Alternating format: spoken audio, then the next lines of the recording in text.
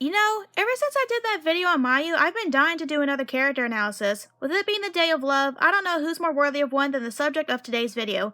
That being the man who changed the Outlast fandom forever. A tragic character that only wanted to love and to be loved. Darn. Eddie Gluskin, commonly known as the Groom, is a variant from the Outlast Whistleblower DLC. You first see Eddie at the beginning of the game when Wayland Park is working at the front terminal in the underground lab, as doctors are taking Gluskin from his cell to put him in one of the glass spheres, to be restrained and undergo experimentation against his will. Later, as Wayland tries to make his way out of the asylum, you can catch glimpses of Eddie roaming around before your official encounter with him. When you encounter Eddie after being chased by Dennis, he is now dressed in a crudely sewn together gentleman's outfit with blisters on one side of his face that you're able to see forming when you watch the monitor at the beginning of the game. He now speaks with a lisp that didn't sound present when he was begging Wayland to help him. The lisp probably came from facial injuries caused by tubes being shoved down his throat. Help me! Don't let them do this! Don't let them... You! I know you can stop this! You have to help me! You have to! Did I frighten you? I'm awfully sorry, I didn't mean to. We've met before, haven't we?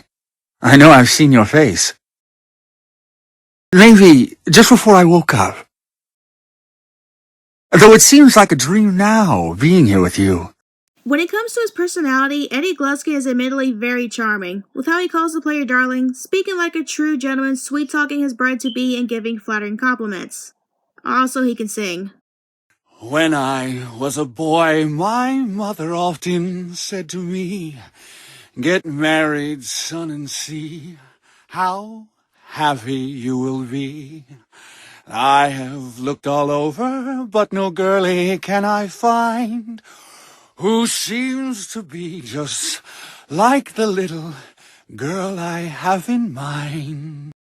However, that charismatic part of his personality is misleading as that kindness masks more gruesome intentions. Eddie is obsessed with his mental image of the perfect bride. Since he has no access to actual women, he enacts his trans-misogynistic tendencies onto the male patients that he deems mentally acceptable. When he catches them, he forcefully performs sex change operations on his victims to make them up to look like his ideal woman. Yeah, he's really insane to think that'll give him children. For why he does this, it's obvious Eddie's insanity stems from a traumatic childhood. When he's dragging the locker he traps the player in, you can get a glimpse that something must have happened to him when he was a child. I want a family, a legacy, to be the father I never had. I'll never let anything happen to our children. Not like... When Wayland picks up the document near the fountain after jumping out the window to escape, it goes a little into detail about Eddie's past. The document reveals that Eddie Gluskin was sexually and physically abused by his father and uncle. It was also noted in the document that before he was admitted to Mount Massive Asylum, Eddie was a serial killer who mutilated women. He seemed to refuse to accept the difference between reality and what he actually believed. As when confronted with the evidence and the photos of the women he killed, he insists that the women were just sleeping and refused to acknowledge that they were mutilated. As for the abuse, he would laugh it off as if it were a joke, but when given the photos that were taken by his father and uncle, he became violently angry. He may deny the abuse in his pager interviews, but he knows very well what happened to him. The things they did to me when I was small, when I didn't know how filthy, how wrong it was, only that it hurt. Never, never to our children. You understand that, don't you, darling? I would never let anybody hurt our babies. When learning that, it shows Eddie is a more tragic character than he appears. It makes his motives more clear. He wants a beautiful woman to be his loving bride and to bear him children so he can be the father he never had.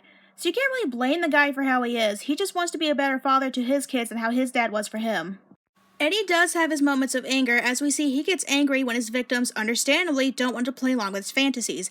Eddie's charming personality often slips when his victim is trying to escape, since he sees that as being rejected. He teeters dangerously between complimenting his bride's appearance and personality to insulting them, often using violent and misogynistic slurs, as we see when he's pursuing Wayland.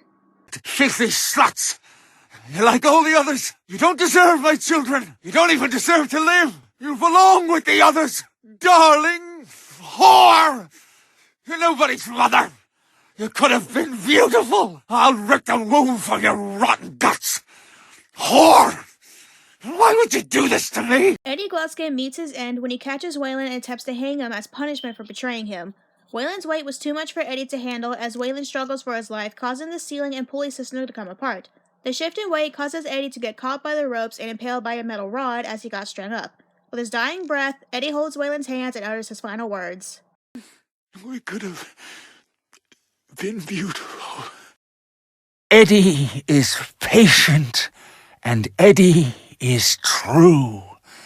Darling is silky, and darling is smooth. Give in to my love, such tender temptation. The incision won't hurt like the consummation. Present me a vessel your true love can fill then.